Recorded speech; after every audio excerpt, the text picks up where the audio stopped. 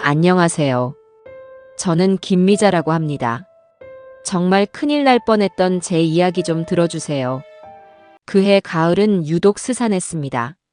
하늘은 높고 공기는 맑다는데 제 세상은 잿빛으로 내려앉고 있었거든요.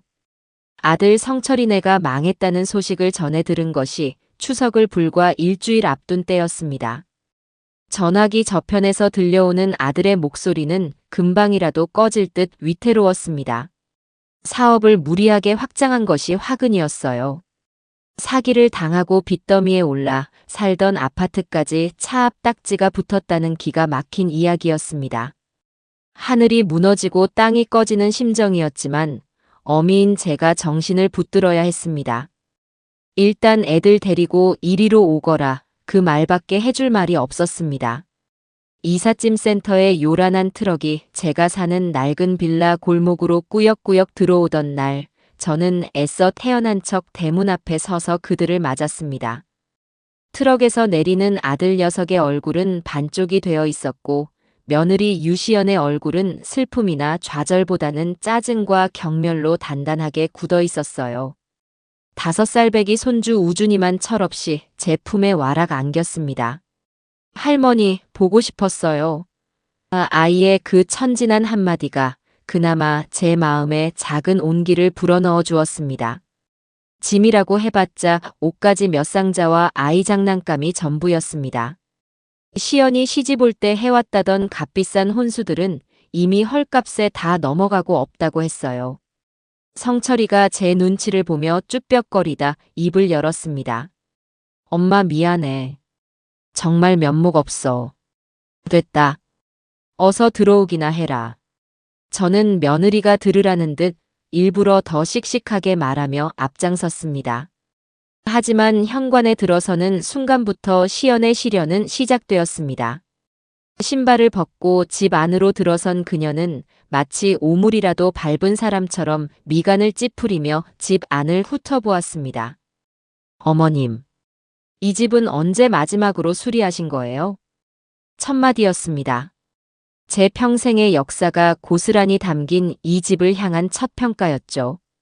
수십 년간 매일같이 쓸고 닦아 윤이 반질반질 나는 마룻바닥과 남편과 함께 고심해서 골랐던 체리색 몰딩, 제 손길이 닿지 않은 곳 없는 이 공간이 그녀의 눈에는 그저 수리를 요하는 낡은 집일 뿐이었습니다.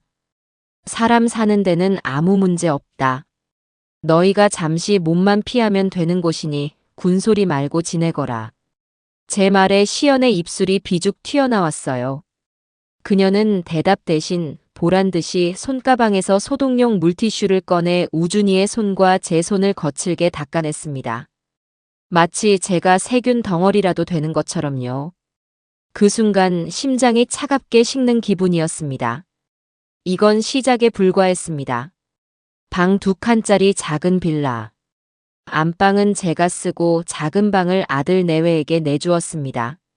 시연은 작은 방에 들어서자마자 또 한 번 탄식을 내뱉었습니다. 세상에, 이 방은 창고로 쓰셨어요? 곰팡이 냄새 나는 것 같아. 우준이 비염 있는데 여기서 어떻게 자요? 얘야, 사람이 살던 방이다. 매일 환기하고 청소해서 곰팡이 같은 건 슬지 않아. 제 코가 그렇다는데 어떡해요. 원래 늙으면 후각이 둔해지시는 법이거든요. 당장 내일이라도 도배부터 새로 해야겠어요. 이 벽지는 대체 언제적 유행이에요? 무슨 원두막도 아니고. 사방이 막힌 듯 답답했습니다. 제 말은 들으려고도 하지 않고 오로지 자신의 기준과 판단만이 세상의 전부인 듯 짓거리는 며느리 앞에서 저는 할 말을 잃었습니다. 성철이가 보다 못해 나섰습니다. 시연아, 그만 좀 해. 어머니 앞에서 무슨 말버릇이야. 내가 틀린 말했어? 당신 아들 건강이 달린 문제인데. 그리고 이 집, 어차피 나중에 우리 집 될 거 아니에요? 미리미리 우리 스타일에 맞게 고쳐놓는 게 뭐 어때서요? 안 그래요, 어머님? 저를 향해 묻는 그 눈에는 일말의 존중도 찾아볼 수 없었어요. 그저 자신의 계획에 동의나 하라는 듯한 강압적인 빛만 번뜩였습니다. 저는 대답할 기운도 없어 고개를 돌려버렸습니다. 그날 저녁, 저는 모처럼 솜씨를 부렸습니다. 아들 녀석이 기운이라도 차렸으면 하는 마음에 시장에 가서 싱싱한 갈치를 사다 조리고 구수한 된장찌개를 끓였습니다. 냉장고에 있던 밑반찬들도 정갈하게 꺼내 상다리가 휘어지게 차렸어요. 성철아, 시연아, 우준아. 어서 와서 밥 먹어라. 제 부름에 성철이와 우준이가 식탁에 앉았지만 시연은 거실 소파에 앉아 휴대폰만 들여다보고 있었습니다. 여보, 밥 먹자. 엄마가 당신 좋아하는 갈치조림 하셨어. 아, 무슨 비린내인가 했더니 생선을 구우셨구나. 어머님, 집에서 생선이나 고기 구우면 온 집안에 냄새 배는 거 모르세요? 이 낡은 집, 환기도 잘 안 될 텐데. 옷에 냄새 배면 어떡해요? 숟가락을 들려던 제 손이 허공에서 멈췄습니다. 정성껏 차린 음식이 한순간에 악취의 근원지가 되어버렸습니다. 그럼 넌 뭘 먹으려고? 됐어요. 입맛 없어요. 여보, 나 그냥 치킨 시켜줘. 속이 너무 느끼해서 어머님 음식은 도저히 못 먹겠어. 결국 그날 저녁 식탁에는 저와 아들, 그리고 손주 셋만 앉았습니다. 시연은 보란듯이 배달 온 치킨을 혼자 소파에 앉아 먹었습니다. 뼈를 발라내는 소리가 어찌나 크고 경박하게 들리는지 밥이 코로 들어가는지 입으로 들어가는지 알 수가 없었어요. 성철이는 그저 죽일 놈처럼 고개만 푹 숙이고 밥을 깨작거릴 뿐이었습니다. 제 아들이지만 참으로 한심하고 짠했습니다. 아비의 무능이 자식들을 병들게 하고 이제는 어미의 가슴까지 멍들게 하고 있었습니다. 그날 밤 저는 잠들지 못했습니다. 안방 장롱 위에 놓인 남편의 흑백 사진을 물끄러미 바라보았습니다. 여보, 나 잘하고 있는 거 맞아요? 당신이 평생 일궈서 마련해준 이 집에서 내가 내쫓기게 생겼어요. 아들 자식 하나 잘못 키운 죄가 이리도 큰가 봐요. 사진 속 남편은 인자하게 웃고만 있었습니다. 눈물이 뺨을 타고 흘러 베개를 적셨습니다. 수십 년간 제왕처럼 군림했던 내 성이 며느리라는 이방인의 침입 단 하루 만에 와르르 무너져 내리는 기분이었습니다. 다음 날부터 시연의 집 뜯어고치기는 본격적으로 시작되었습니다. 그녀는 제 허락도 없이 거실에 있던 낡은 가죽 소파를 내다버렸습니다. 그 소파는 남편과 제가 결혼 10주년을 기념해 큰맘 먹고 샀던 것으로 성철이가 어릴 때 그 위에서 방방 뛰다 제게 등짝을 맞았던 추억이 고스란히 깃든 물건이었어요. 아니, 이걸 왜 내다버려? 어머님, 이런 건 이제 돈 주고 버려야 하는 폐기물이에요. 가죽은 다 갈라지고 안에선 먼지가 풀풀 날리는데 어떻게 거실에 둬요? 제가 인터넷으로 샤무드 소파 괜찮은 거 봐둔 거 있으니까 그걸로 시킬게요. 누가 사달라고 했어? 내 물건에 손대지 말라고 했을 텐데. 어머님 자꾸 옛날 것만 고집하시니까 집이 이 모양 이 꼴인 거예요. 이 집이 어머님 혼자 사는 집이에요? 이제 우리도 같이 사는 집이잖아요. 그럼 사는 사람 의견도 존중해야죠. 안 그래요?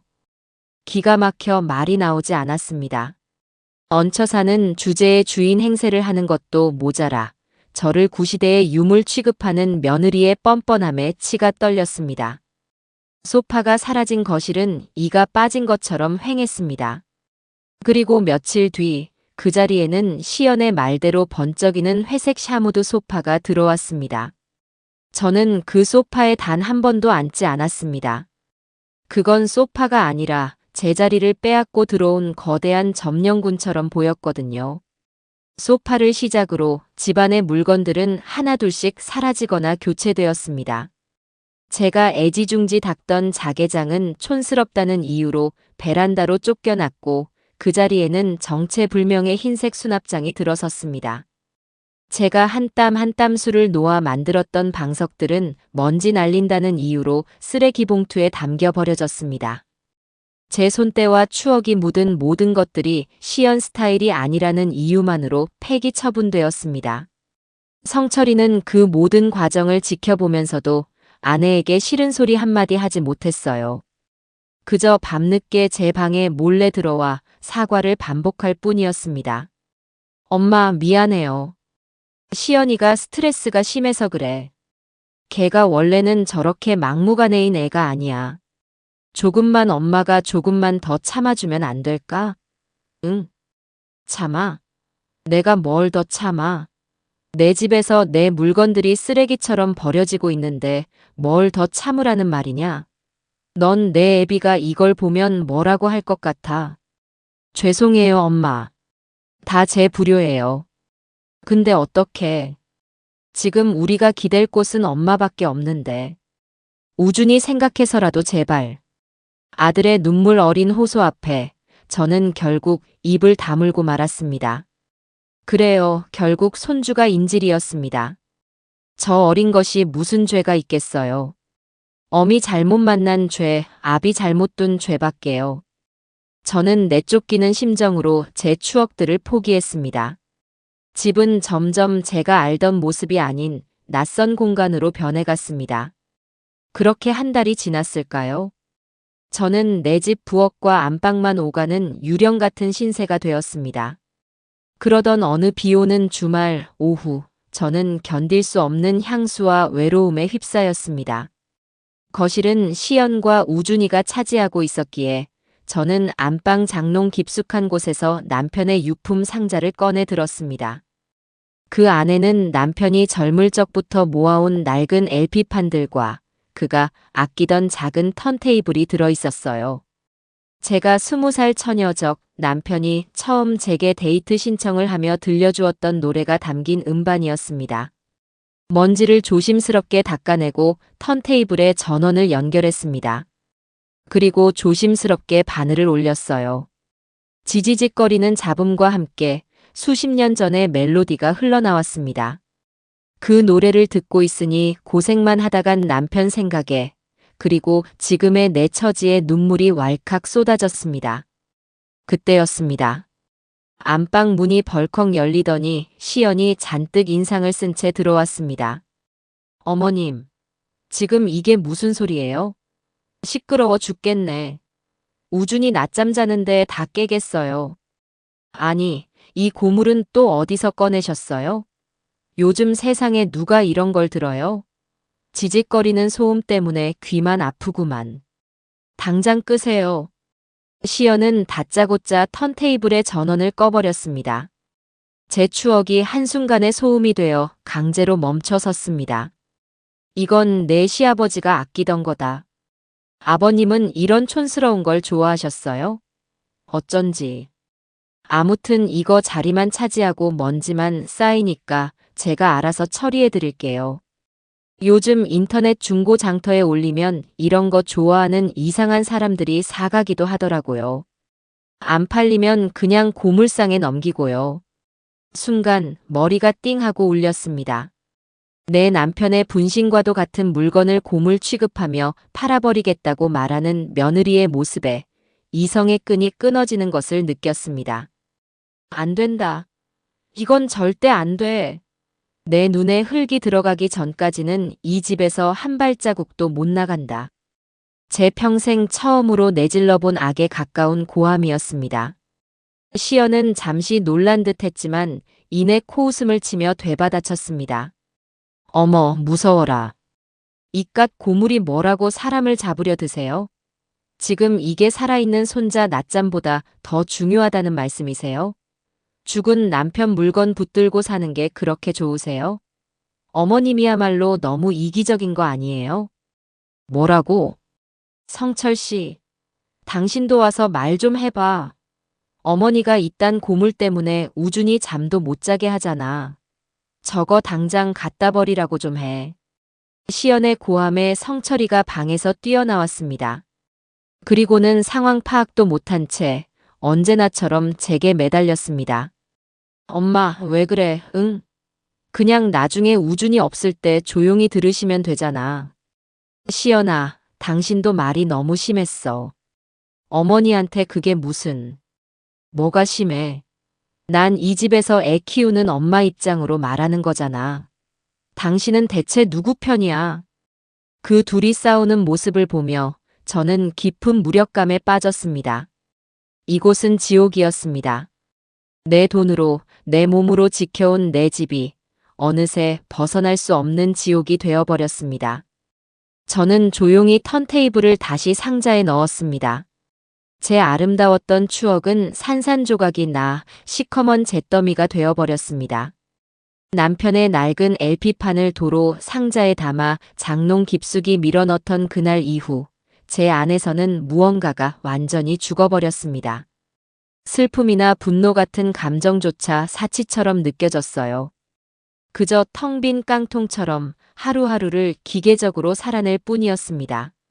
아침에 눈을 뜨면 잠든 남편의 사진을 한번 보고 부엌으로 나가 물을 한 잔 마시고 그리고 아무 일도 없었다는 듯이 하루를 시작하는 겁니다. 제 영혼은 잿더미가 되었지만 육신은 예순이 넘도록 단련된 주부의 관성을 이기지 못하고 부지런히 움직였습니다. 식탁의 분위기는 그야말로 살얼음판이었습니다. 며느리 시연은 승리자처럼 의기양양했고 아들 성철은 죄인처럼 제 눈치를 살폈습니다. 저는 그 누구도 바라보지 않았어요. 그저 제 앞에 놓인 밥그릇만 묵묵히 비워낼 뿐이었습니다. 이제 이 집에서 제게 말을 거는 사람은 아무도 없었습니다. 저는 투명인간이었습니다. 아니, 차라리 투명인간이 되는 쪽이 더 편할지도 모르겠다는 생각을 했습니다. 존재하기에 무시당하고 살아있기에 상처받는 것이라면 차라리 없는 존재가 되는 것이 낫지 않겠어요. 그날도 어김없이 저는 설거지를 마치고 밀린 빨래를 처리하기 위해 베란다로 향했습니다. 성철이네가 들어온 이후로 빨랫감은 2배로 늘었습니다. 특히 성철이가 공사 현장이라도 나가는지 매일 흙먼투성이 작업복을 벗어놓는 통에 세탁기는 하루도 쉴 날이 없었어요. 예전 같으면 우리 아들 고생하는구나 싶어 마음이 짠했겠지만 이제는 아무런 감흥도 잃지 않았습니다. 그저 치워야 할 일감, 그 이상도 이하도 아니었습니다. 산더미 같은 빨랫감을 세탁기에 쑤셔 넣고 세제를 부었습니다. 윙 하는 소리와 함께 세탁기가 돌아가기 시작했어요. 저는 멍하니 핑핑 돌아가는 세탁기 원형창을 들여다보았습니다. 저 안에서 뒤엉켜 서로를 후려치는 빨랫감들이 마치 우리네 인생사 같다는 그런 뜬구름 잡는 생각을 했습니다. 한참을 그렇게 서 있는데 시연이 거실에서 소리쳤습니다. 어머님, 세탁기 돌리실 때 제 블라우스는 빼고 돌리시라고 했죠. 그거 비싼 거라 손빨래 해야 한다고 몇 번을 말씀드려요. 또 시작이었습니다. 저는 대꾸할 기운도 없어 세탁기 소리를 핑계 삼아 못 들은 척했습니다. 제 침묵이 그녀를 더 화나게 만들었는지 시연은 성큼성큼 베란다로 걸어와 제 옆에 섰습니다. 지금 제 말 무시하시는 거예요? 어머님 때문에 제 옷 망가지면 책임지실 거냐고요. 하, 진짜 말도 안 통하시네. 답답해서 못 살겠다 정말. 시연은 획 하고 돌아서며 제 어깨를 보란 듯이 툭 치고 지나갔습니다. 저는 그 자리에 못 박힌 듯 서서 돌아가는 세탁기만 바라보았습니다. 그래요, 저는 이제 저 세탁기만도 못한 존재였습니다. 저 기계는 시끄럽다고 구박은 받을지언정 제 몫의 일이라도 해내고 있으니까요. 저는 대체 이 집에서 무엇을 하고 있는 걸까요? 땡 하는 소리와 함께 세탁이 끝났습니다. 저는 아무 생각 없이 세탁기 문을 열고 물을 잔뜩 머금어 축축하고 무거워진 빨래들을 꺼내기 시작했습니다. 하얀 와이셔츠, 얼룩덜룩한 아들의 작업복, 우준이의 작은 네이들. 그것들을 하나씩 꺼내 빨래 바구니에 옮겨 담을 때였습니다. 묵직한 아들의 작업복 바지를 들어올리는 순간 무언가 종이 뭉치 같은 것이 바지 안쪽 면에 찰싹 달라붙어 있는 것을 발견했습니다. 처음에는 휴지 뭉치인 줄 알았어요. 또 주머니 확인도 안 하고 옷을 내놨구나. 혀를 차며 그걸 떼어내려는데 손끝에 느껴지는 감촉이 사뭇 달랐습니다. 조심스럽게 떼어내 손바닥 위에 올려놓고 펴보았습니다. 형체를 겨우 알아볼 수 있을 만큼 물에 젖고 세탁기에 거센 물살에 시달려 너덜너덜해진 10,000원짜리 한 장이었습니다. 푸른빛이 군데군데 바래고 세종대왕의 얼굴은 억울한 듯 찡그리고 있었습니다. 그걸 보는 순간 제 안에서 무언가가 끓어올랐습니다. 어제 죽었던 줄 알았던, 아니, 제가 되어버렸다고 생각했던 감정의 불씨가 다시 살아나는 기분이었습니다.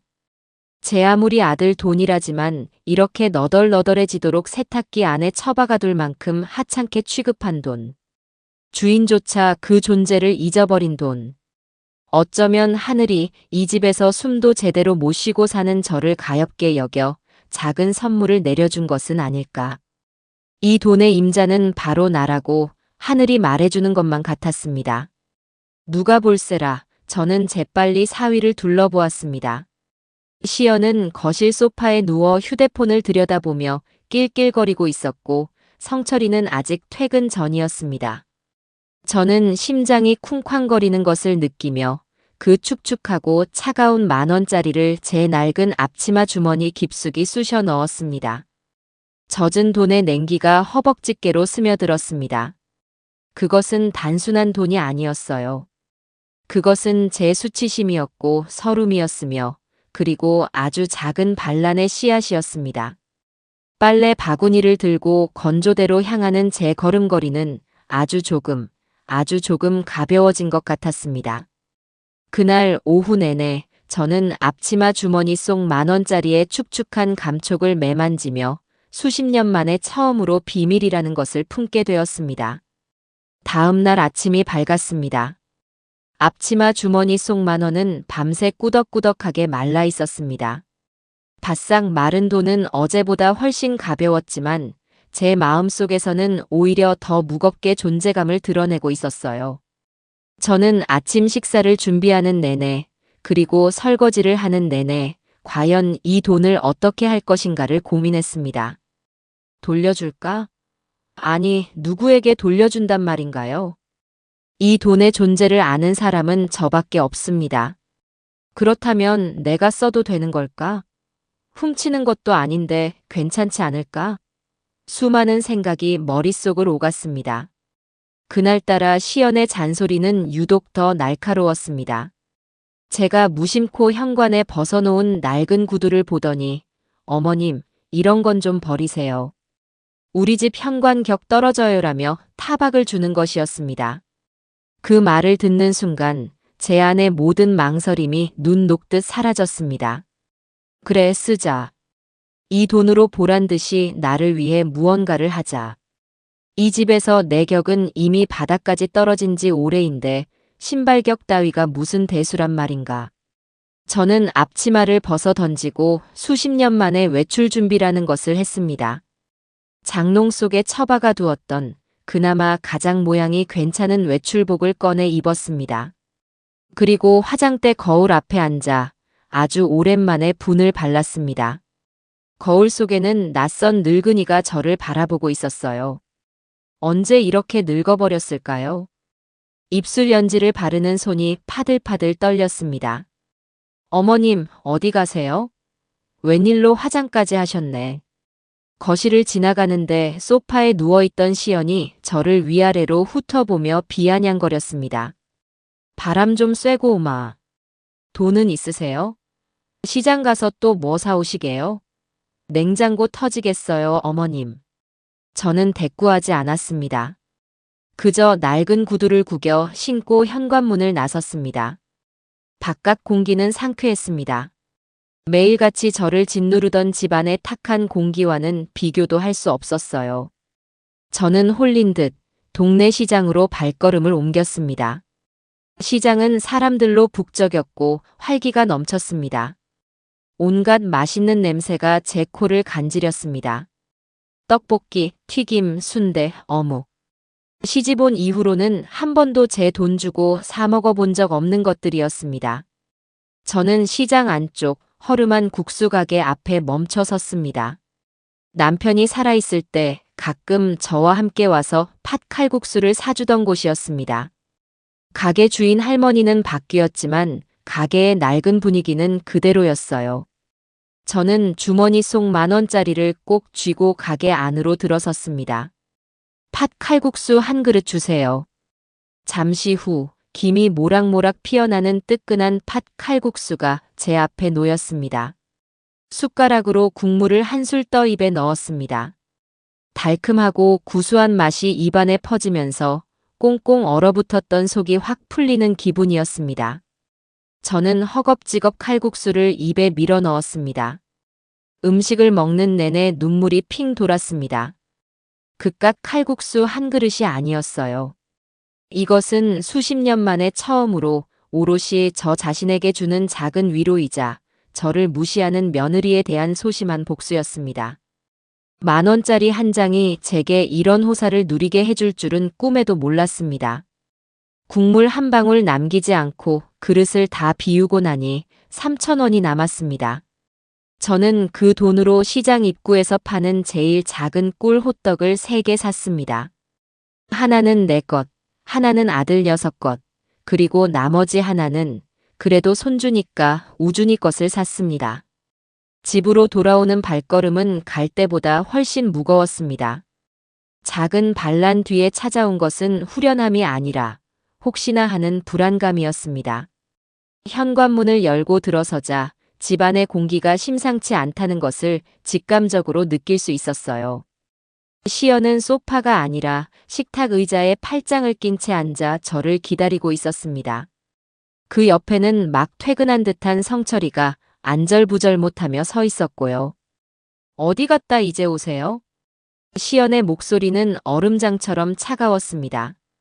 시장 좀 다녀왔다. 시장에요? 뭘 사러요?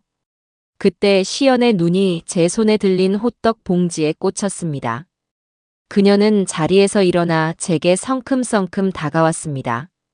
어머님, 혹시 빨래에서 돈 나온 거 없었어요? 심장이 쿵 하고 내려앉았습니다. 올 것이 왔구나. 무슨 소리냐? 성철 씨가 그러는데 작업복 바지 주머니에 10,000원을 넣어뒀었대요. 근데 빨래하고 나니 없어졌다네요. 세탁기 안에 분명히 있었을 텐데. 어머님이 빨래하셨으니까 보셨을 거 아니에요. 이미 돈의 행방을 알고 있다는 듯 확신에 찬 말투였습니다. 저를 도둑으로 특정하고 신문하는 형사의 눈빛이었어요. 성철이가 옆에서 거들었습니다. 엄마, 혹시 정말 못 봤어? 시연이가 그거 내일 우준이 병원 데려갈 차비 하려고 넣어둔 거래. 아, 그랬구나. 그 돈에는 용도가 있었구나. 우준이 병원비. 그 말을 듣는 순간 제 손에 들린 호떡 봉지가 천근만근처럼 무겁게 느껴졌습니다. 하지만 이미 엎질러진 물이었습니다. 그리고 저는 더 이상 이 집에서 주눅든 채 변명하고 싶지 않았습니다. 저는 제 안에서 싹트던 그 차갑고 단단한 무언가를 믿어보기로 했습니다. 저는 들고 있던 호떡 봉지를 식탁 위에 올려놓았습니다.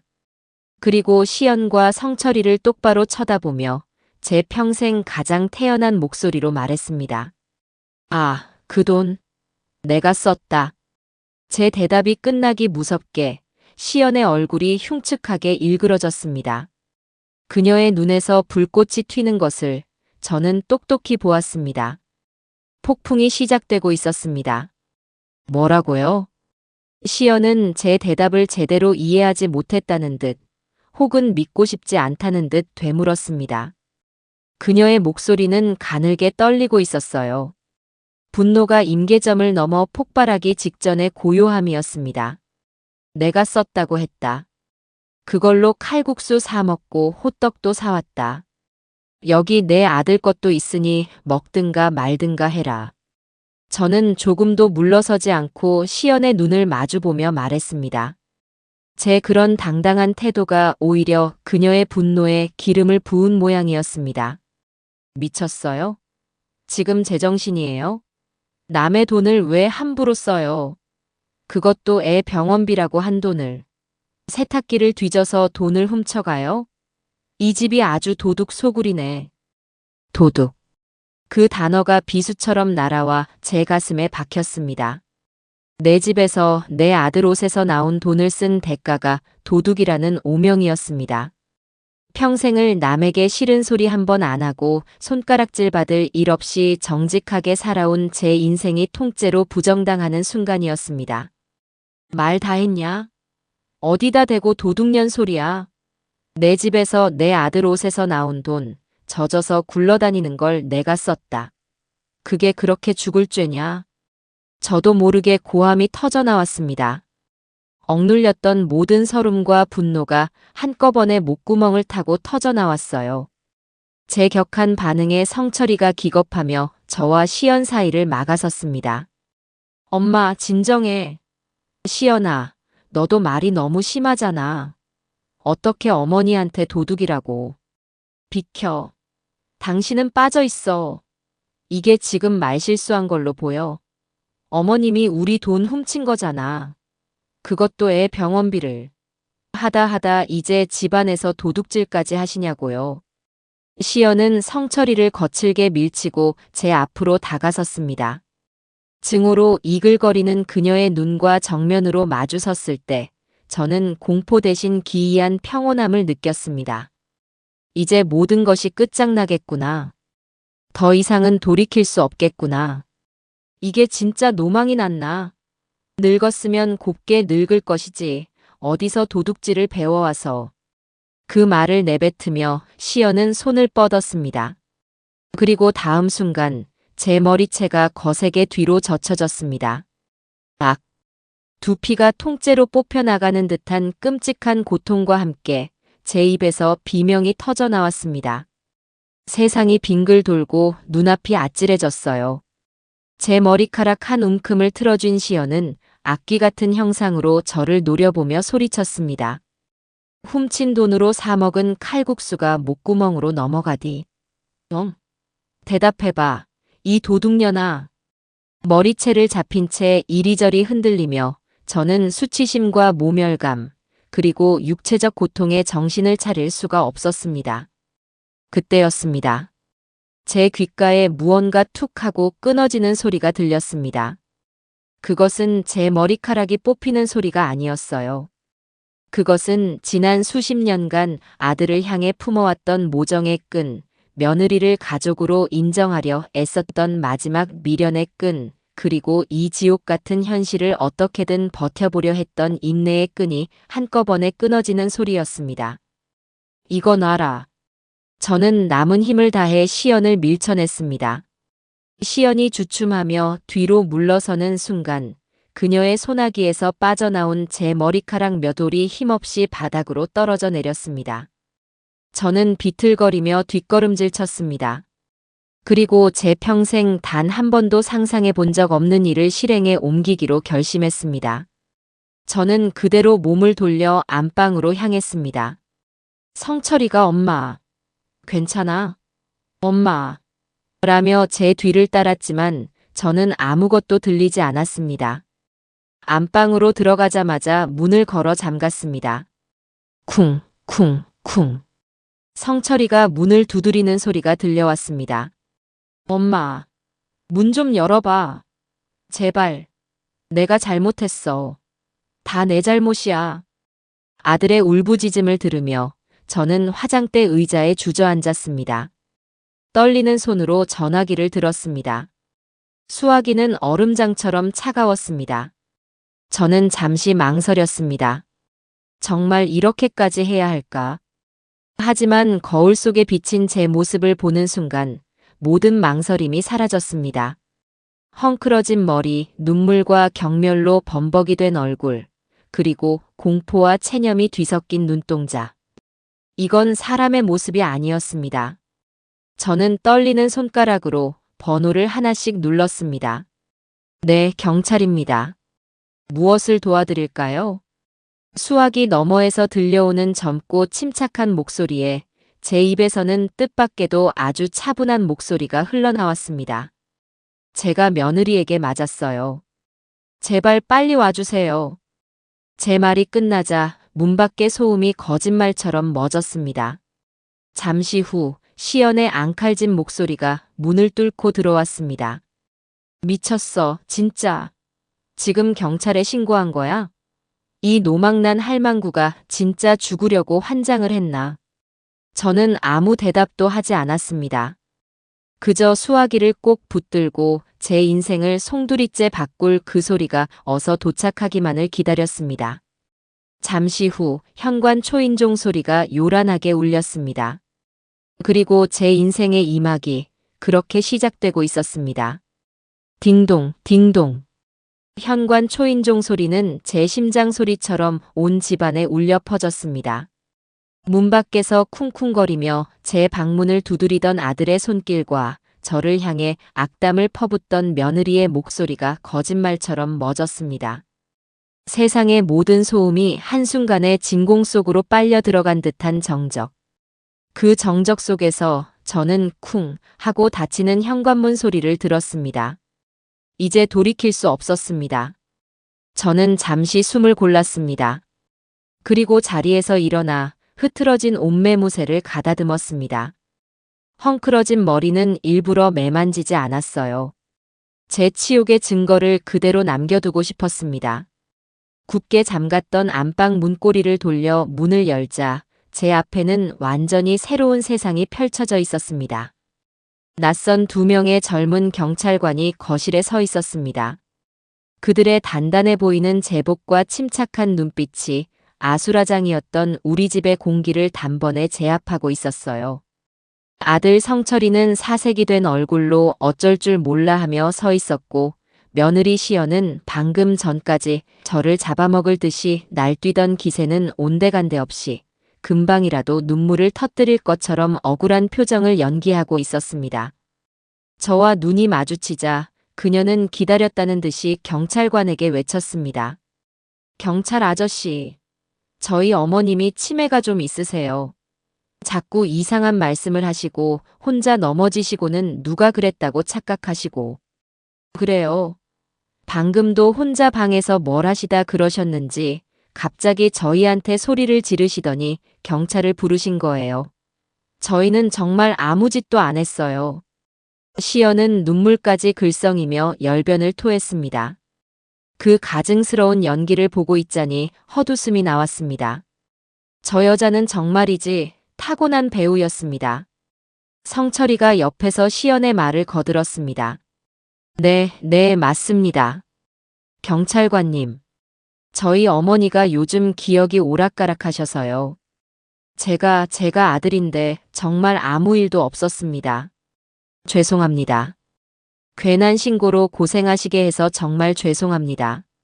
아들 녀석은 허리를 굽신거리며 경찰관들에게 사과하기 바빴습니다. 이 상황을 어떻게든 무마하고 저를 다시 그 지긋지긋한 안방에 가두고 싶었겠지요. 젊은 경찰관 중 한 명이 제게로 시선을 돌리며 물었습니다. 어머님, 신고하신 분이 맞으십니까? 괜찮으세요? 그의 목소리는 부드러웠지만 눈은 날카롭게 제 상태를 살피고 있었습니다.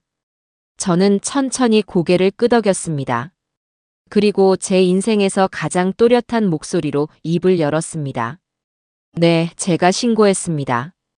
저는 치매가 아닙니다. 그리고 저는 저기 있는 저 여자에게 며느리에게 험한 일을 당했습니다. 제 말에 시연의 얼굴이 하얗게 질렸고 성철이는 절망적인 표정으로 저를 바라보았습니다. 경찰관이 다시 물었습니다. 험한 일이라면 구체적으로 어떤 상황이었는지 말씀해 주시겠어요? 저 여자가 제 머리채를 잡았습니다. 제가 쓴 돈 10,000원 때문에 저를 도둑년이라고 부르며 머리채를 잡고 흔들었습니다.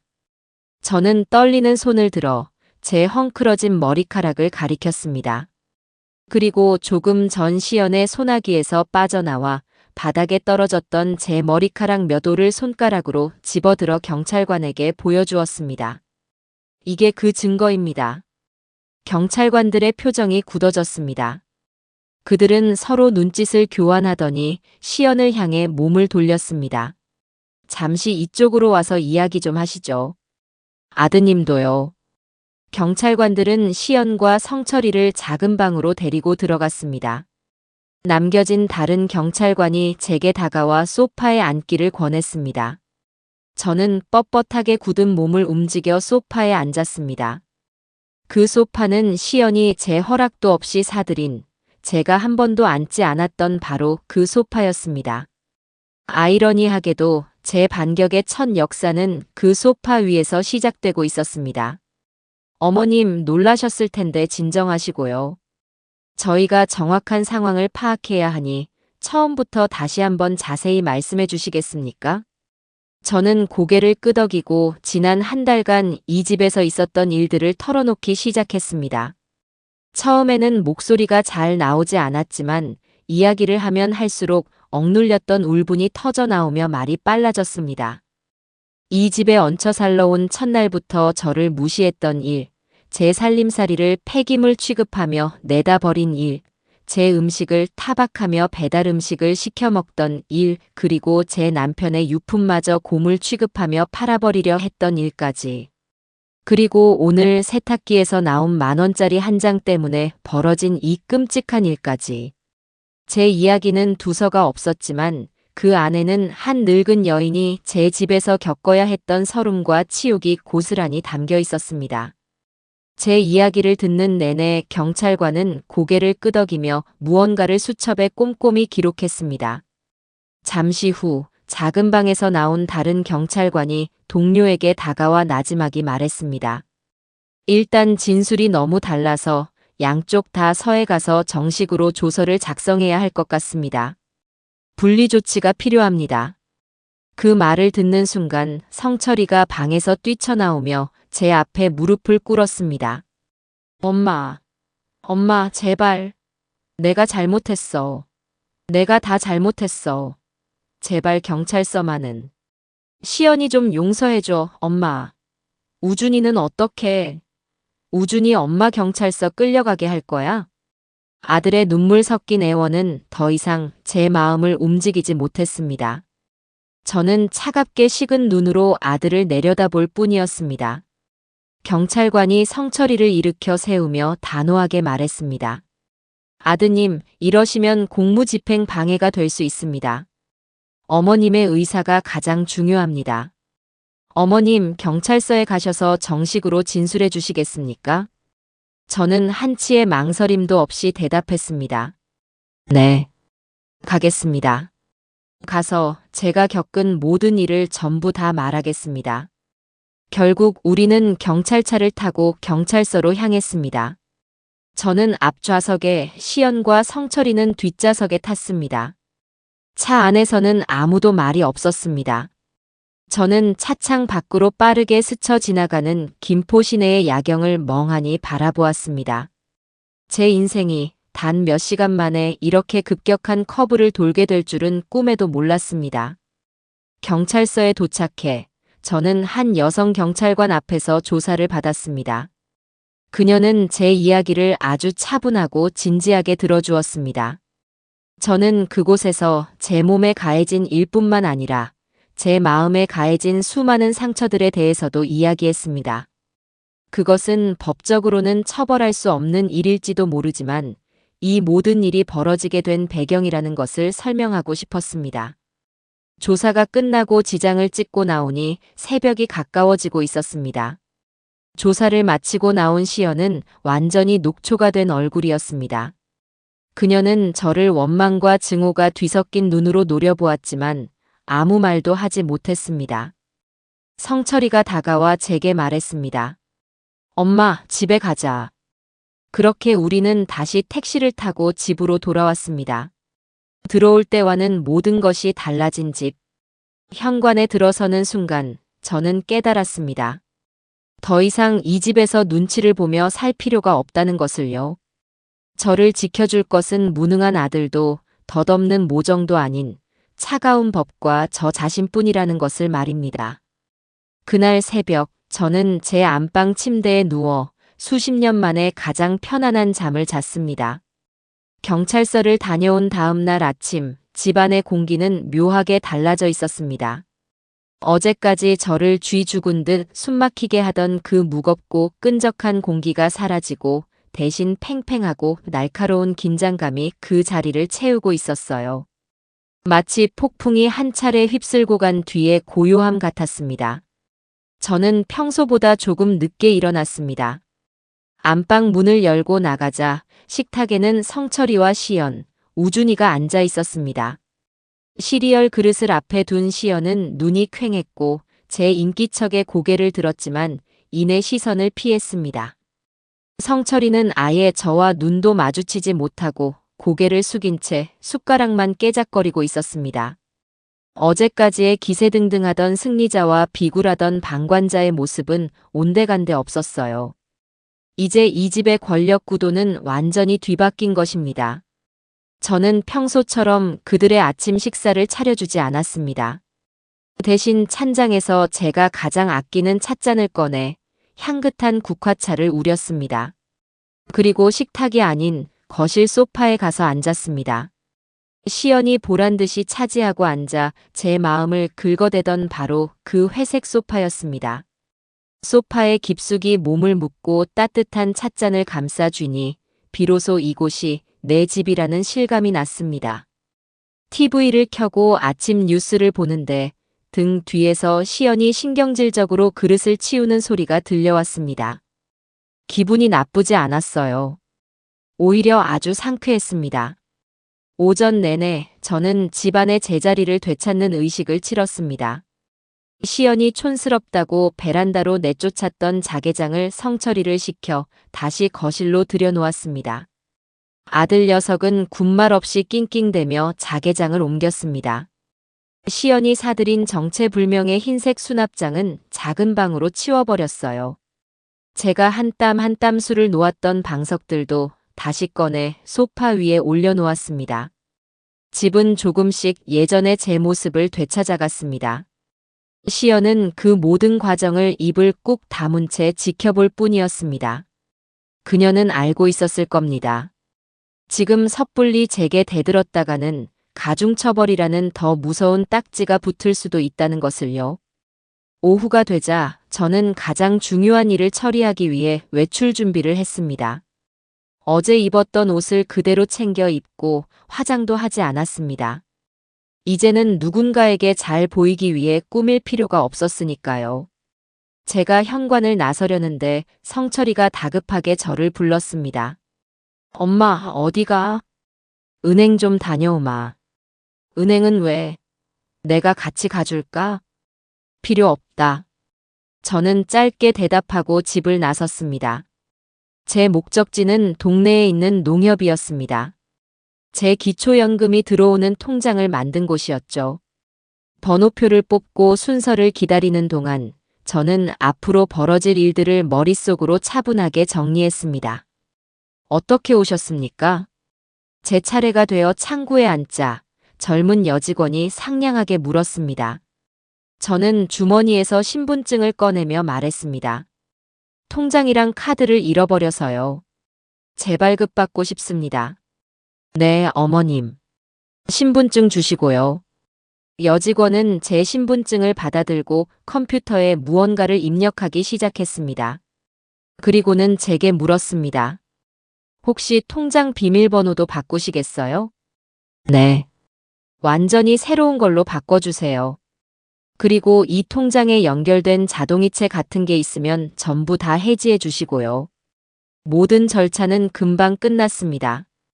반질반질한 새 통장과 카드를 손에 쥐는 순간 저는 마치 독립투사가 된 것처럼 가슴이 벅차올랐습니다. 이것은 단순한 통장이 아니었어요. 이것은 제 경제적 독립선언이자 며느리의 돈줄을 끊어버리는 가장 강력한 무기였습니다. 저는 은행을 나오며 제 인생에서 가장 의미 있는 일을 해냈다는 생각에 가슴을 쭉 폈습니다. 역시나 그날 저녁에 일이 터졌습니다. 시연이 우준이와 함께 마트라도 다녀온 모양이었습니다. 그녀는 현관문을 열고 들어오자마자 들고 있던 장바구니를 바닥에 팽개치듯 내려놓으며 제게 소리쳤습니다. 어머님, 혹시 카드 정지시키셨어요? 저는 거실 소파에 앉아 신문을 보고 있다가 신문 너머로 그녀를 쳐다보았습니다. 무슨 소리냐? 모르시는 척하지 마세요.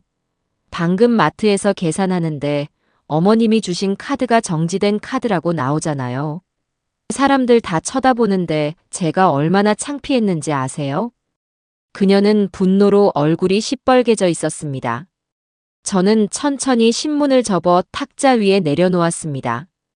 그리고 제 인생에서 가장 차분하고 냉정한 목소리로 말했습니다. 그 카드는 이제 내 것이 아니다. 내 연금 통장에 있던 돈도 마찬가지고. 뭐라고요? 이제부터 이 집에서 나가는 모든 돈은 너희가 알아서 벌어서 해결하거라. 나는 더 이상 너희에게 단돈 10원도 지원해 줄 생각이 없다. 관리비, 공과금, 그리고 너희 식비와 우준이한테 들어가는 모든 돈까지. 전부. 시연은 제 말을 이해하지 못하겠다는 듯 멍한 표정으로 저를 바라보았습니다. 잠시 후 상황 파악이 되자 그녀는 히스테릭하게 소리치기 시작했습니다. 지금 저희더러 나가 죽으라는 거예요? 돈 한 푼 없는 거 뻔히 아시면서. 어머님 진짜 너무하시는 거 아니에요? 사람을 이렇게 비참하게 만드셔야겠어요? 비참해? 내 집에서 내 돈으로 내 머리채를 잡은 며느리보다 더 비참한 사람이 세상에 또 있을까? 나는 너에게 내 모든 것을 내주었다. 집, 음식, 그리고 내 아들까지. 그런데 넌 내게 뭘 줬지? 경멸과 무시, 그리고 상처뿐이었지. 이제 그만하면 됐다. 더는 못 참아. 성철이가 퇴근하고 돌아왔을 때 시연은 이미 제풀에 지쳐 작은 방에 들어가 문을 걸어 잠근 후였습니다. 성철이는 엉망이 된 집안 분위기에 어쩔 줄 몰라 하며 제게 다가왔습니다. 엄마, 또 무슨 일 있었어? 시연이가 왜 저래? 저는 그에게 오늘 은행에서 있었던 일을 모두 이야기해 주었습니다. 제 이야기를 다 들은 아들은 하늘이 무너진 듯한 표정으로 그 자리에 주저앉았습니다. 엄마, 그럼 우린 이제 어떻게 살아? 저는 그런 아들을 한심하다는 듯이 내려다보며 말했습니다. 내 처자식은 내가 책임지는 거다. 나이를 45이나 먹었으면 이제 그 정도는 알아야지. 언제까지 내 어미 등골만 빼먹고 살 작정이냐? 그날 이후 집안에는 완벽한 냉전이 흘렀습니다. 시연은 제게 말도 걸지 않았고 저 역시 그녀를 없는 사람 취급했습니다. 하지만 저는 알고 있었습니다. 이것은 끝이 아니라 또 다른 시작이라는 것을요.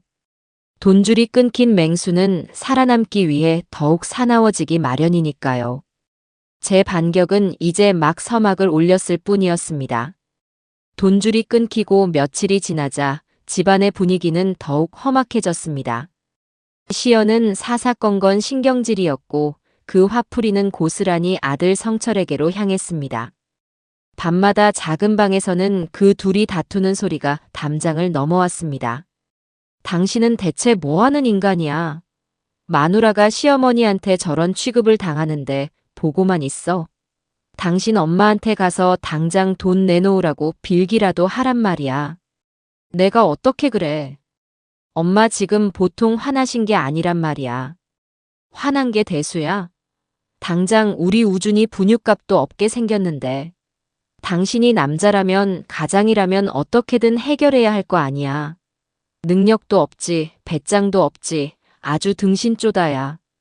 며느리의 모진 욕설을 들으며 저는 제 방에 누워 조용히 눈을 감았습니다. 아들이 불쌍하지 않았냐고요? 아니요, 전혀요. 저건 그가 마땅히 받아야 할 몫이었습니다. 제 앞에서 아내의 만행을 수수방관했던 대가였고 어미의 눈물을 외면했던 벌이었습니다. 자업자득, 사필귀정. 늙은 제가 요즘 들어 가장 좋아하는 사자성어들이었습니다. 결국 성철이가 백기를 들고 제게 왔습니다. 그날 저녁 제가 안방에서 뜨개질을 하고 있는데 조심스럽게 방문을 노크하는 소리가 들렸습니다. 엄마, 나 성철이야. 잠깐 이야기 좀 할 수 있을까? 저는 대답 없이 문만 쳐다보았습니다. 잠시 후 문고리가 조심스럽게 돌아가고 아들이 방 안으로 들어왔습니다. 그는 들어오자마자 제 앞에 털썩 무릎을 꿇었습니다. 45살 먹은 아들이 이른이 넘은 늙은 어미 앞에서 무릎을 꿇고 있었습니다. 참으로 기가 막힌 그림이었지요. 엄마, 내가 다 잘못했어. 내가 죽일 놈이야. 제발 화 좀 풀어, 엄마.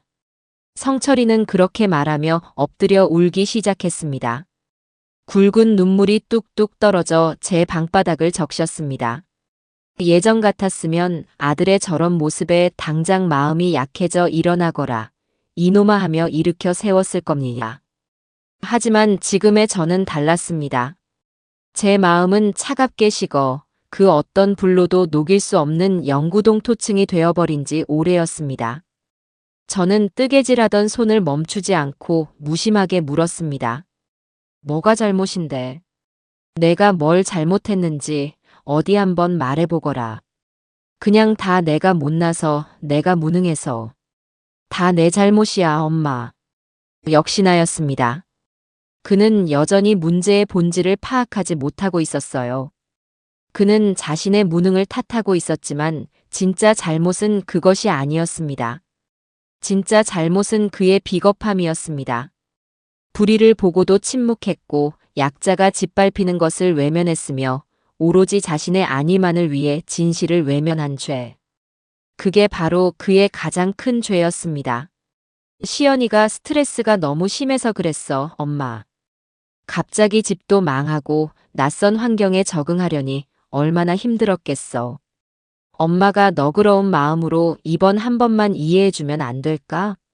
걔가 원래는 저렇게 막되먹은 애가 아니야. 내가 잘 타일러서 다시는 엄마한테 못 그러게 할게. 응. 저는 뜨개질을 멈추고 제 앞에 엎드려 있는 아들의 정수리를 가만히 내려다보았습니다. 위선. 그의 모든 말과 눈물에서는 역겨운 위선의 냄새가 났습니다. 그는 지금 저를 위해 우는 것이 아니었어요. 당장 돈줄이 끊겨 막막해진 자신의 처지를 위해, 그리고 매일 밤 자신을 볶아대는 아내의 등살에서 벗어나기 위해 울고 있는 것이었습니다. 그리고 엄마, 경찰서에 낸 거 그것만이라도 좀 어떻게 안 될까? 시연이 걔 전과자 되면 우리 우준이는 어떡해? 애 장래에 빨간 줄 있는 엄마로 남게 할 순 없잖아. 엄마도 우준이 생각은 하셔야지. 다 우리 우준이 봐서라도. 결국 또 우준이었습니다. 그들은 언제나 그랬습니다. 자신들의 이기심과 욕망을 채우기 위해 그들은 언제나 아무것도 모르는 어린 손주를 방패로 내세웠습니다. 저는 손에 들고 있던 뜨개질거리와 대바늘을 조용히 무릎 위에 내려놓았습니다. 그리고 제 평생 가장 차갑고 조용한 목소리로 제 아들에게 사형 선고를 내렸습니다. 성철아. 응, 엄마.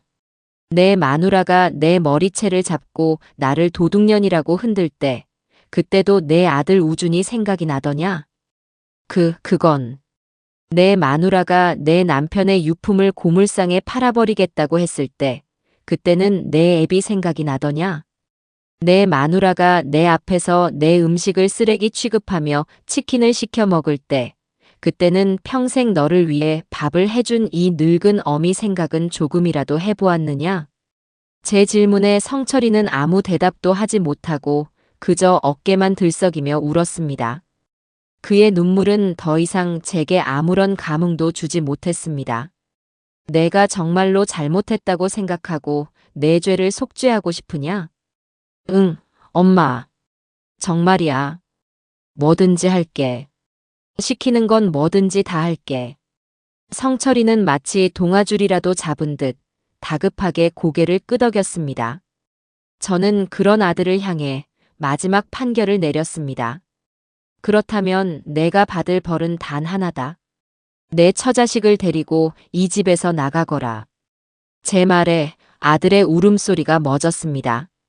그는 고개를 들어 믿을 수 없다는 표정으로 저를 바라보았습니다. 그의 눈에는 어떻게 엄마가 나한테 이럴 수 있어라는 원망과 배신감이 가득했습니다. 저는 그 눈을 피하지 않고 똑바로 마주보며 다시 한번 힘주어 말했습니다. 그것만이 내가 내 어미에게 할 수 있는 유일한 속죄다. 그리고 그것만이 내가 내 아들에게 보여줄 수 있는 마지막 애비 노릇이다. 내 말 알아들었느냐? 제 방을 나서는 아들의 뒷모습은 마치 사형장으로 끌려가는 죄수처럼 힘이 없었습니다. 저는 그 모습을 보며 아주 조금은 마음이 아팠습니다. 하지만 후회는 없었습니다. 썩은 가지는 더 늦기 전에 잘라내야 하는 법이니까요. 더 이상 위선적인 눈물에 속아 제 남은 인생을 지옥 속에서 살 수는 없었습니다. 아들이 넋이 나간 얼굴로 방문을 닫고 나간 후 저는 한동안 그 자리에 미동도 없이 앉아 있었습니다.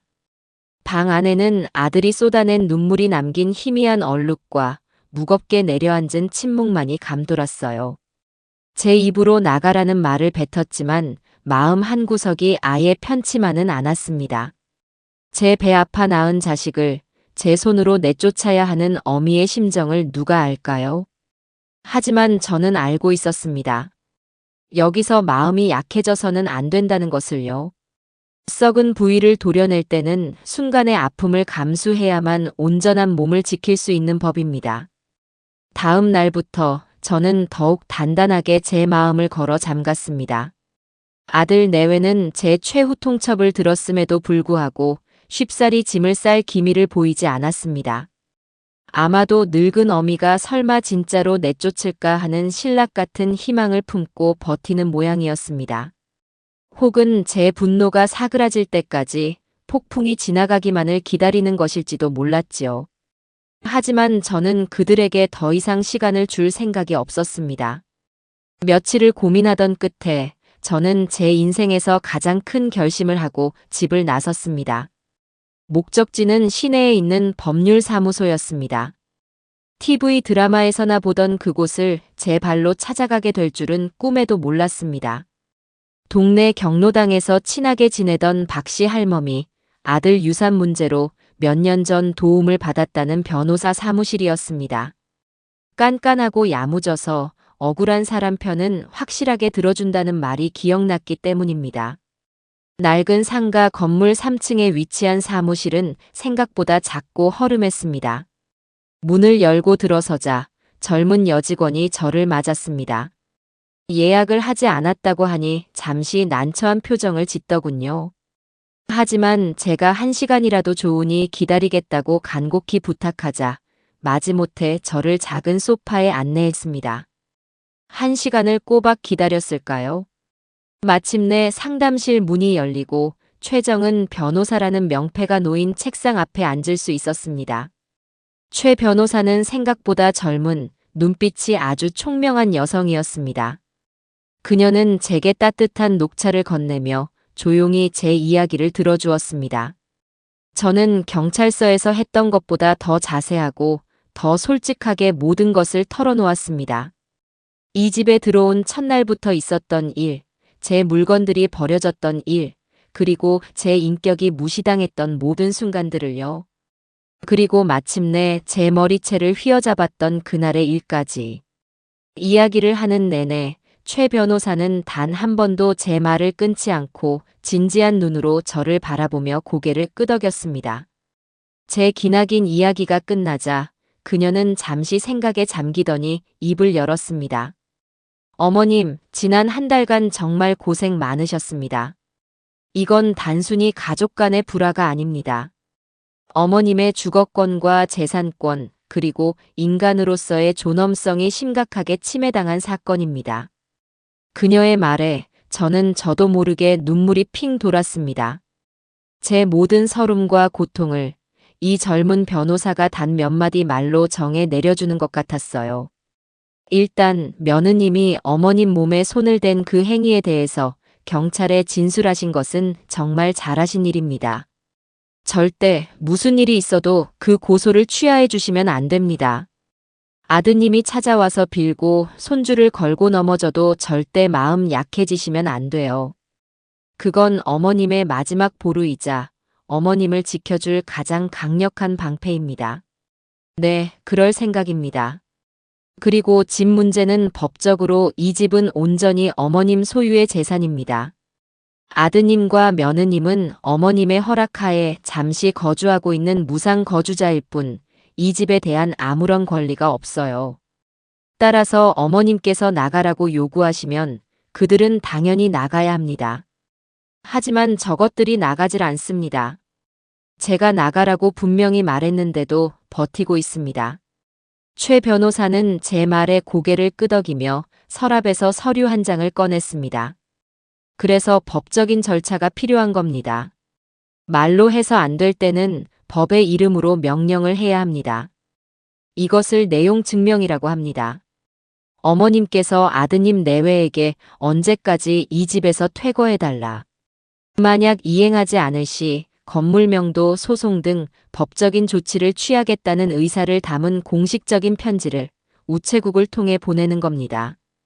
이건 소송에 들어가기 전 마지막으로 보내는 경고장 같은 거라고 생각하시면 돼요.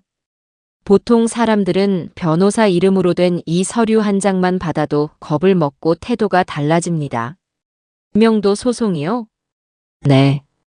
만약 내용 증명을 받고도 계속해서 버틴다면 그때는 정식으로 소송을 제기해서 법원의 판결을 받아 강제로 내보내는 겁니다. 물론 거기까지 가지 않고 내용 증명 단계에서 해결되는 경우가 대부분입니다.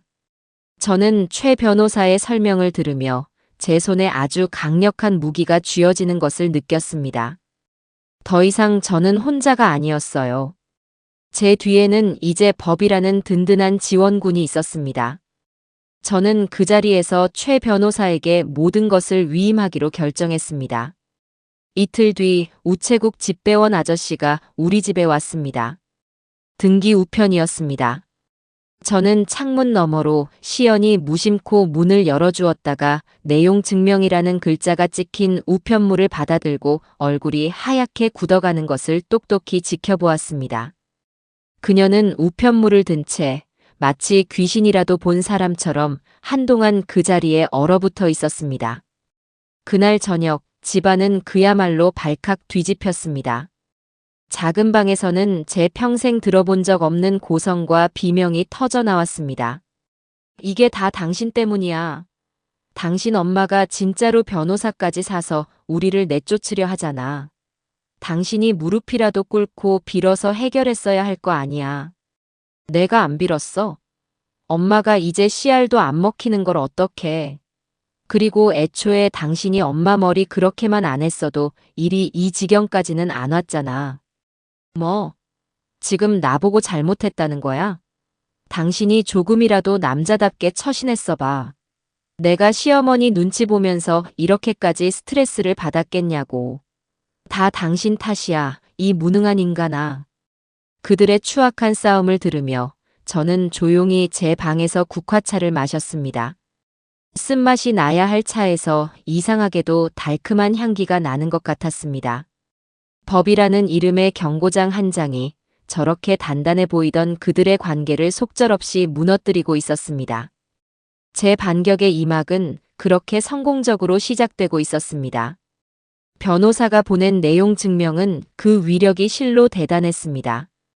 그것은 단순한 편지가 아니라 제 단호한 의지를 담은 최후 통첩이었고 더 이상 늙은 어미의 정에 기댈 수 없다는 사형 선고나 마찬가지였으니까요. 그날 이후 아들 내외의 추악한 민낯은 더욱 노골적으로 드러나기 시작했습니다. 그들은 매일같이 싸웠습니다. 싸움의 이유는 언제나 돈, 그리고 서로에 대한 원망이었습니다. 제가 돈줄을 끊고 집에서 나가라는 법적인 압박까지 시작하자 그들은 궁지에 몰린 쥐처럼 서로를 물어뜯기 시작했습니다. 저는 종종 제 방 문틈으로 그들의 대화를 엿듣곤 했습니다. 당신 친정에는 말해봤어? 보증금이라도 좀 도와달라고. 말이 되는 소리를 해. 우리 엄마 아빠가 무슨 돈이 있어? 그리고 이 상황을 알면 나보고 당장 이혼하라고 할걸. 그럼 어떡해. 당장 길바닥에 나앉게 생겼는데. 대책을 세워야 할 거 아니야. 대책? 대책은 당신이 세워야지. 당신이 이 집 아들이잖아. 어떻게든 어머니 마음을 돌려놓았어야지. 며칠 뒤 시연은 정말로 자신의 친정에 전화를 건 모양이었습니다.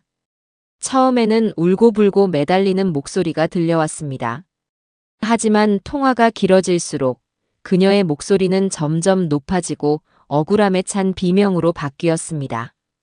저는 거실 소파에 앉아 들릴 듯 말 듯 넘어오는 그녀의 통화 내용을 들었습니다. 엄마, 어떻게 나한테 그럴 수가 있어. 내가 딸이야. 그 할망구가 딸이야. 뭐라고? 내가 먼저 잘못했다고? 아니, 그게 아니라 그 할망구가 먼저 우리 돈을 훔쳤다니까. 머리채? 아니, 그건 그냥 살짝 잡고 말리려던 거였어. 엄마까지 나를 이렇게 안 믿어주면 난 어떡하라고. 전화는 시연의 악에 바친 고함과 함께 끊어졌습니다. 아마도 그녀의 친정 부모님은 제정신을 가진 어른들이었던 모양입니다. 제 아무리 제 자식이 귀하다지만 시어머니의 몸에 손을 댄 며느리의 편을 들어줄 수는 없었겠지요. 모든 기댈 곳이 사라진 시연은 그날 오후 내내 방에 틀어박혀 울었습니다. 저는 그 울음소리를 들으며 아주 조금 고소하다는 생각을 했습니다. 그때부터 그들의 비참한 현실 도피가 시작되었습니다. 성철이는 매일 저녁 녹초가 된 얼굴로 집에 돌아왔습니다. 아마도 은행과 부동산을 오가며 돈을 빌리고 집을 알아보러 다닌 모양이었습니다. 하지만 사업 실패로 신용불량자나 다름없는 아들에게 돈을 빌려줄 은행은 없었고 보증금 한 푼 없는 그들에게 방을 내줄 집주인도 없었을 겁니다. 하루는 성철이가 술에 잔뜩 취해 들어왔습니다. 그는 현관에 주저앉아 구두도 벗지 않은 채 엉엉 울었습니다. 내가 죄인이다. 내가 다 망쳤어. 시연이 방에서 나와 그 모습을 보더니 경멸이 가득한 목소리로 쏘아붙였습니다. 청승 떨고 앉아있네. 술 마실 돈은 있었나 보지. 그 돈으로 우준이 과자나 하나 더 사오겠다. 시끄러워. 다 너 때문이야. 너만 아니었으면. 뭐? 나 때문이라고. 야, 김성철. 너 지금 말 다 했냐? 그들은 현관에서 아이가 자는 것도 아랑곳하지 않고 서로의 머리채라도 잡을 것처럼 뒹굴며 싸웠습니다. 저는 그 모습을 제 방 문틈으로 지켜보았습니다. 한때는 번듯한 아파트에서 남부럽지 않게 살았던 중산층 부부의 종말은 그렇게 처참하고 비루했습니다. 내용 증명에서 명시한 퇴거 날짜가 일주일 앞으로 다가왔을 때 최 변호사에게서 전화가 왔습니다. 어머님, 좋은 소식입니다. 며느님에 대한 사건, 검찰에서 약식 기소로 벌금형이 결정되었습니다. 벌금 액수는 크지 않겠지만 유죄라는 점이 중요합니다. 엄연히 나라에서 그녀의 잘못을 인정한 겁니다. 전화를 끊고 저는 조용히 눈을 감았습니다. 이겼다. 제가 이긴 겁니다. 제게 씌워졌던 도둑년, 노망난 늙은이라는 오명을 벗고 제 주장의 정당성을 법으로부터 인정받은 것입니다. 퇴거 날짜가 이틀 앞으로 다가온 날, 마침내 아들 내외가 이삿짐센터 트럭을 불렀습니다. 그들이 겨우 구한 집은 이곳 김포에서도 가장 후미진 동네에 햇볕도 잘 들지 않는 낡은 빌라 반지하 방이라고 했습니다. 이삿짐이라고 할 것도 없었어요. 시연이 사들였던 회색 소파와 흰색 수납장, 그리고 옷가지 몇 상자가 전부였습니다. 예전에 살던 아파트에 번쩍이던 살림살이들은 그들의 허영과 함께 모두 사라지고 없었습니다. 이삿짐센터 직원들이 짐을 실어 나르는 동안 집안은 어수선했습니다. 저는 제 방에 가만히 앉아 그 모든 소리를 듣고만 있었습니다. 손주 우준이는 상황 파악이 안 되는지 엄마, 우리 어디가? 이사 가는 거야? 라며 칭얼거렸습니다. 모든 짐이 실리고 트럭이 떠날 준비를 마쳤습니다. 마지막으로 성철이와 시연, 우준이가 제 방으로 들어왔습니다. 작별 인사를 하러 온 것이겠지요. 성철이는 제 앞에 서서 아무 말도 하지 못하고 고개만 숙인 채 눈물을 뚝뚝 흘렸습니다. 저는 그에게 아무 말도 하지 않았습니다. 이제 와서 잘 살아라 같은 위선적인 말을 하고 싶지도 않았고 고생해라 같은 악담을 퍼부을 마음도 없었습니다. 우리의 모자 관계는 이미 한 달 전에 끝났으니까요. 성철이가 제게 다가와 넙죽 큰 절을 올렸습니다. 어머니 죄송합니다. 그리고 그동안 감사했습니다. 부디 건강하세요. 그는 그렇게 말하고 비틀거리며 일어섰습니다. 시연은 끝까지 제게 사과 한마디 하지 않았습니다. 그녀는 저를 향해 평생을 두고 갚아주겠다는 듯한 원망과 저주가 담긴 눈빛을 한번 쏘아붙이고는 아이의 손을 잡고 돌아서 버렸습니다. 저는 창가로 다가가 그 세 식구가 낡은 빌라를 떠나가는 모습을 내려다보았습니다. 우준이가 뒤를 돌아보며 제게 손을 흔드는 것 같았지만 저는 차마 손을 흔들어주지 못했습니다. 그렇게 그들은 제 시야에서 그리고 제 인생에서 완전히 사라졌습니다. 텅 빈 집안에 수십 년 만에 처음으로 완벽한 고요가 찾아왔습니다. 저는 그 고요함 속에서 아주 길고 깊은 숨을 내쉬었습니다. 아들 내외가 떠나간 집은 마치 거대한 무덤처럼 고요하고 텅 비어 있었습니다. 지난 한 달간 제 신경을 올가매던 소음과 불쾌한 기운이 거짓말처럼 사라지고 오롯이 저 혼자만의 공간이 되었습니다. 저는 한동안 거실 한가운데 우두커니 서서 이 믿을 수 없는 평화를 온몸으로 느꼈습니다. 해방. 그래요, 이것은 분명 해방이었습니다. 가장 먼저 한 일은 집안의 모든 창문을 활짝 열어젖히는 것이었습니다. 늦가을에 차갑지만 신선한 공기가 집 안으로 쏟아져 들어와 지난 한 달간 쌓였던 모든 탁하고 불결한 기운들을 씻어내주는 것 같았습니다. 마치 오랜 병마를 이겨내고 처음으로 바깥 공기를 쐬는 환자처럼 저는 가슴 깊이 그 상쾌한 공기를 들이마셨습니다. 다음으로 저는 청소를 시작했습니다. 이것은 단순한 청소가 아니라 제 공간을 더럽혔던 침입자의 흔적을 지워버리는 신성한 의식이었습니다. 고무 장갑을 끼고 가장 먼저 시연이 사들였던 그 뻔뻔한 회색 소파를 베란다로 끌어냈습니다. 혼자서는 무거웠지만 왠지 초인적인 힘이 솟아났습니다. 며칠 뒤 구청에 대형 폐기물 스티커를 신청해서 버릴 작정이었습니다. 그 소파가 사라진 거실은 훨씬 더 넓고 아늑해 보였습니다. 작은 방에 처박혀 있던 제 낡은 자개장을 다시 거실의 제자리로 옮겨왔습니다. 반질반질하게 마른 걸레로 닦아주니 은은한 나전 칠기가 햇살을 받아 영롱하게 빛났습니다. 제 남편의 사진이 담긴 액자를 그 위에 올려놓았습니다. 남편은 사진 속에서 그동안 고생 많았소, 여보하고 말해주는 듯 인자하게 웃고 있었습니다. 저는 그날 하루 종일 집안에 남은 시연의 흔적들을 모조리 쓸어 담았습니다. 그녀가 쓰던 밥그릇과 수저, 그녀가 사다 놓은 유치한 디자인의 쿠션, 욕실에 놓인 그녀의 칫솔과 샴푸까지. 그 모든 것을 검은 쓰레기 봉투에 담아 해가 진 뒤에 동네 쓰레기장에 내다 버렸습니다. 봉투를 버리고 돌아오는 길, 제 발걸음은 깃털처럼 가벼웠습니다. 며칠 뒤 저는 경로당에서 친하게 지내는 박씨 할멈과 이씨 할멈을 집으로 초대했습니다. 아이고 미자야. 이게 얼마 만에 내 집에 와보는 거냐?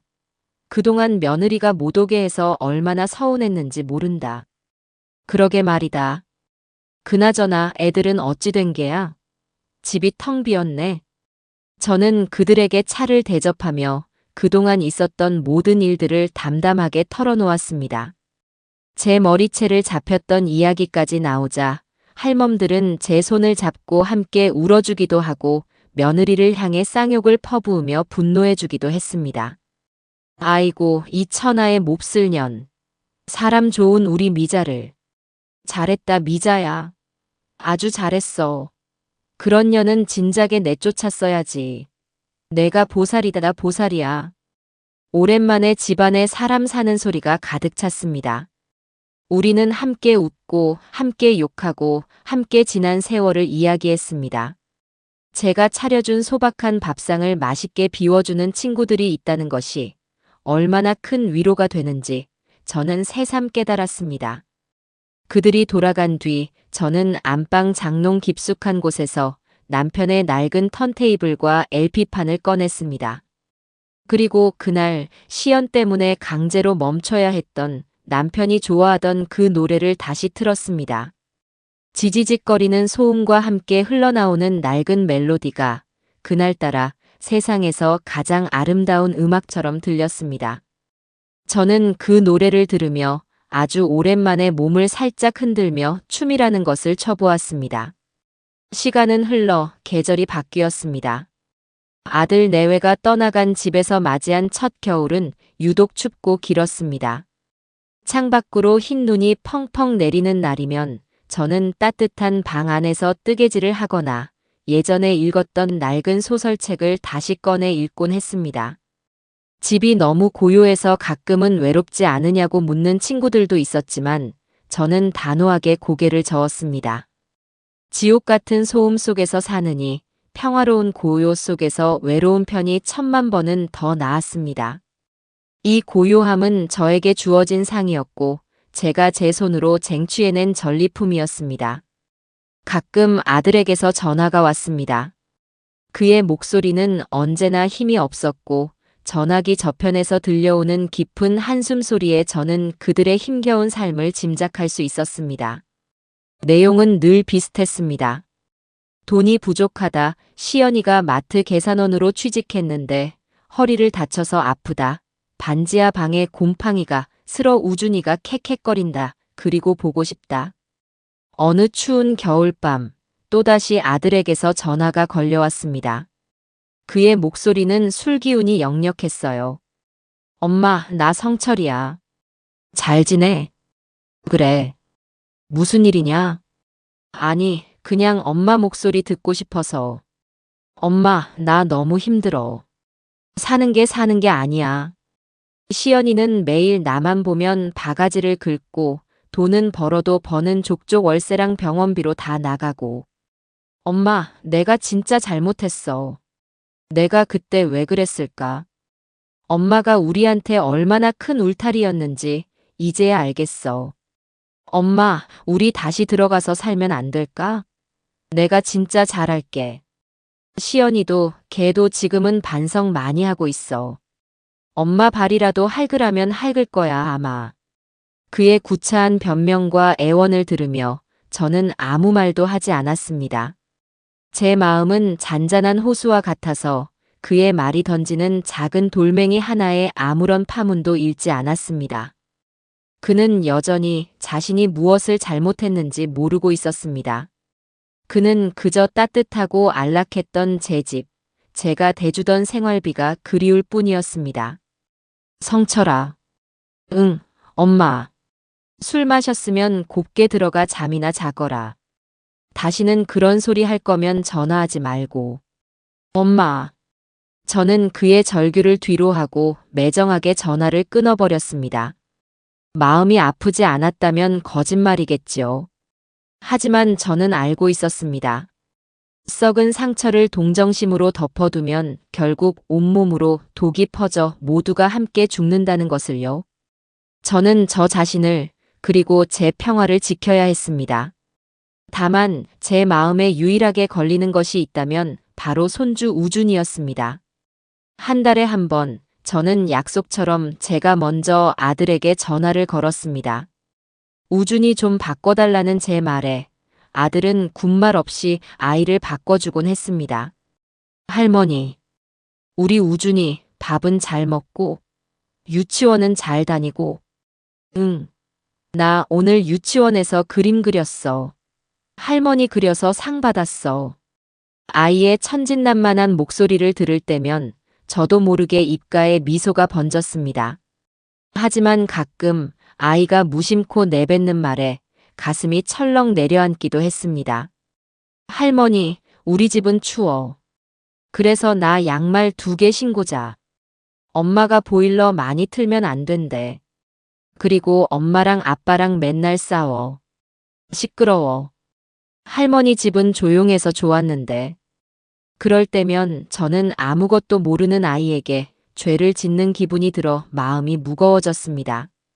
하지만 그렇다고 해서 제가 그들을 다시 받아줄 수는 없는 노릇이었습니다.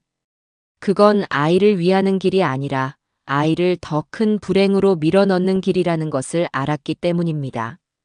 전화를 끊고 나면 저는 두툼한 외투를 챙겨 입고 은행으로 향했습니다. 그리고 매달 10만 원씩 우준이의 이름으로 만들어둔 통장에 조용히 돈을 넣어주었습니다. 이것은 아들 내외를 위한 돈이 절대 아니었습니다. 제 유일한 혈육인 손주가 적어도 돈 때문에 꿈을 포기하는 일은 없기를 바라는 할머니의 마지막 도리였습니다. 언젠가 이 아이가 커서 모든 진실을 알게 되었을 때 할머니는 너를 단 한순간도 잊지 않았다는 것을 알려주고 싶은 마음이었습니다. 시간이 흘러 추운 겨울이 가고 제 빌라 앞마당 목련나무에 희고 탐스러운 꽃이 피어나는 봄이 왔습니다. 저는 겨우내 움츠렸던 몸을 펴고 새로운 일을 시작했습니다. 동네 노인복지관에서 하는 시니어 합창단에 등록한 것이지요. 처음에는 낯선 사람들 앞에서 노래를 부른다는 것이 쑥스러웠지만 한 주 두 주 지나면서 제 삶의 가장 큰 활력소가 되었습니다. 어머님은 목소리가 참 고우세요. 소프라노 파트 하시면 딱이겠네. 지휘를 맡은 젊은 선생님의 칭찬에 저는 소녀처럼 얼굴을 붉히기도 했습니다. 합창단에는 저와 비슷한 사연을 가진 할머니들이 많았습니다. 자식들에게 상처받고 세상에 버려진 듯 외롭게 살던 사람들. 우리는 함께 노래를 부르며 서로의 아픔을 보듬고 새로운 친구가 되었습니다. 연습이 끝나면 복지관 식당에서 5,000원짜리 백반을 함께 사 먹으며 수다를 떠는 시간이 세상 그 어떤 진수성찬보다 더 달고 맛있었습니다. 어느 날 오후 합창단 연습을 마치고 집에 돌아와 책상 서랍을 정리하다가 저는 낡은 책갈피 사이에 고이 끼워둔 돈 한 장을 발견했습니다. 세탁기에서 건져 올렸던 물에 젖어 너덜너덜하고 바래졌던 바로 그 10,000원짜리 한 장이었습니다. 그동안 까맣게 잊고 있었습니다. 저는 그 돈을 가만히 들어 창문으로 들어오는 따스한 봄 햇살에 비추어 보았습니다. 이 보잘것없는 종이 한 장이 제 남은 인생을 통째로 바꾸어 놓았습니다. 만약 제가 이 돈을 발견하지 못했다면 혹은 발견했더라도 두려운 마음에 아들에게 곧바로 돌려주었다면 저는 지금도 여전히 그 지옥 같은 집에서 숨죽이며 살고 있었을 겁니다. 하지만 저는 알고 있습니다. 진짜로 저를 구한 것은 이 돈이 아니라 이 돈을 나 자신을 위해 쓰기로 결심했던 제 자신의 용기였다는 것을요. 평생을 남을 위해 살아온 내가 처음으로 나 자신을 위해 써도 괜찮다고 허락했던 그 작은 마음. 며느리의 모욕적인 언사와 행동에 아니오라고 맞서기로 결심했던 그 위대한 용기 말입니다. 그것은 결코 거창한 용기가 아니었습니다. 경찰서에 가서 조사를 받던 날, 저는 두려움에 심장이 터질 것 같았습니다. 변호사 사무실 문을 열 때도 다리가 후들거려 몇 번이나 주저앉고 싶었어요. 아들에게 나가라고 말하던 밤에는 제 심장이 얼음장처럼 차갑게 식어버리는 것 같았습니다.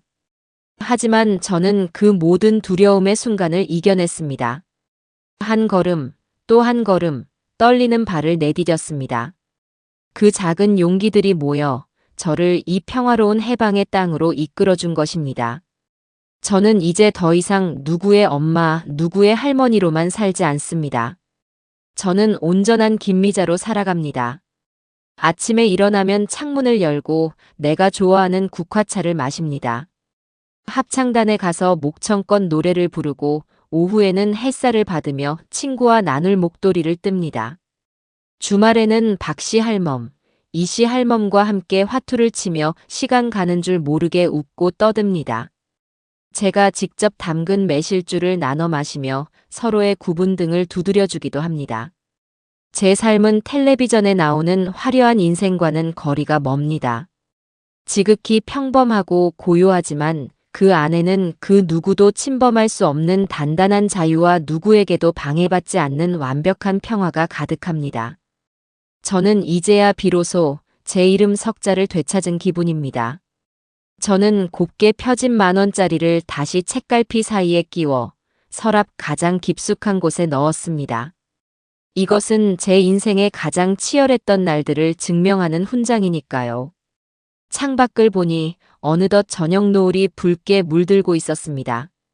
저는 제가 가장 아끼는 턴테이블에 남편이 좋아하던 옛 노래 LP판을 올렸습니다.